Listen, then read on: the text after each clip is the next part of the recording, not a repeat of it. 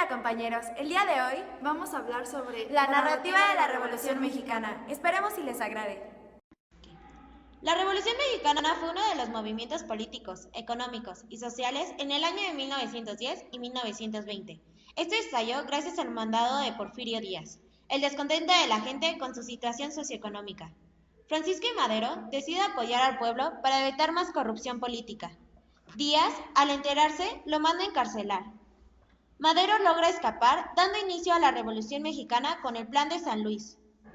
Muchas personas, al enterarse de este plan, se levantan en armas. Las principales fueron Villa, en Ciudad Juárez, y Zapata, en Morelos. Después de la renuncia de Díaz en 1911, Francisco I. Madero fue quien se consagró presidente de México, pero el país seguía en crisis. En 1913, entra Venustiano Carranza ocupando la presidencia de México, pero tuvo problemas con Villa y Zapata. Los hizo firmar un plan llamado de Xochimilco, para que éste fuera reconocido.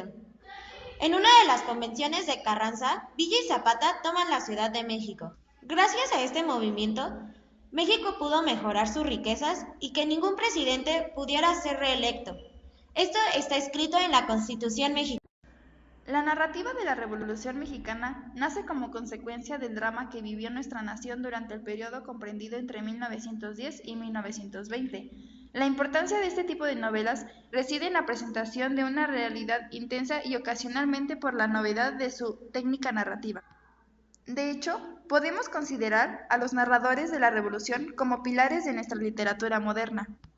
Los escritores de la novela de la Revolución Mexicana rompieron con los modelos heredados del realismo finisecular como del modernismo. Sus textos dejan atrás la forma afrancesada, los ambientes refinados, personajes aristocráticos, pero, y sobre todo, la falta de conciencia social. Los novelistas de la Revolución pintaron las penalidades, sacrificios y angustias de un pueblo sacudido por la convulsión social. Es importante aclarar que tanto la temática como el estilo de los narradores revolucionarios varían de acuerdo a su edad, temperamento, participación en el movimiento y circunstancias propias. Una de las características más sobresalientes de esta narrativa se encuentra en el movimiento armado, composición episódica, carácter testimonial, el pueblo es el protagonista, los hechos no siguen necesariamente una secuencia cronológica, solidaridad ideológica. La primera generación se compone de escritores nacidos entre 1873 y 1921, cuyo estilo corresponde a la violencia del movimiento armado. Sus textos se componen de frases breves, poca descripción y abundante diálogo. Su principal representante fue Mariano Azuela, que fue el iniciador de la narrativa de la Revolución. Fue médico cirujano. Su vocación literaria se manifestó desde muy temprana edad. En 1911 se incorporó a las tropas revolucionarias y en 1915 publicó en el periódico El Paso del Norte, Los de Abajo. Refleja la trágica del conflicto social y político. Otro de sus representantes fue Francisco L. Urquizo, que interpretó La Tropa Vieja. Ellos emplean poco diálogo y la revolución es vista a través de los ojos de los generales o líderes. La segunda generación está compuesta por escritores que nacieron entre 1895 y 1902. En esta, sus escritores se caracterizan por describir no solo la acción militar, sino también los efectos de la revolución, pero generalmente desde el punto de vista del campesino anónimo. En otras palabras, retratan al pueblo. Los escritores que sobresalen son Gregorio López y Fuentes, quien nació en 1897 y murió en 1966. Fue un escritor mexicano que incursionó en la novela, poesía, periodismo y crónica de la Revolución Mexicana. Fue contemporáneo de Mariano Azuela y Martín Luis Guzmán. Una de sus novelas más famosas fue llamada Campamento. Rafael Felipe Muñoz nació en 1899 y murió en 1972. Fue un periodista, escritor y académico mexicano. Centró gran parte de su producción literaria en Francisco Villa. Por este motivo se le considera un exponente de la novela revolucionaria. Su novela más famosa fue llamada Vámonos con Pancho Villa.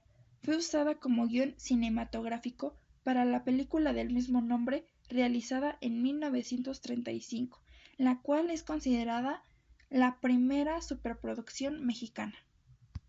Nelly Campobello nació en 1909 y murió en 1986. Fue testigo y narradora de la Revolución Mexicana. En 1931 se publicó su obra más conocida, que se llama Cartucho Relatos en el Norte de México. Está narrada en 3 grandes bloques: Hombres del Norte, Fusilados y En el Fuego, cada uno constituido por relatos cortos de episodios o personajes de Parral y de Villa Ocampo, contados desde el punto de vista de la niña Nelly. Esta visión es rara dentro del género de la Revolución Mexicana. Está repleta de familiaridad y de detalles cotidianos. Se dice que es una versión femenina de la Revolución, porque se narra desde los espacios privados, desde la casa de la autora y de sus vecinos de la calle Segunda de Rayo en Parral, la mayoría de ellos niños y mujeres.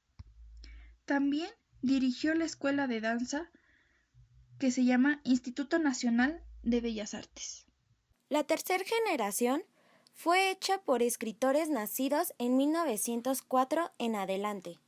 En esta generación se encuentra Mauricio Magdaleno con El Resplandor y José Revueltas con El luto humano.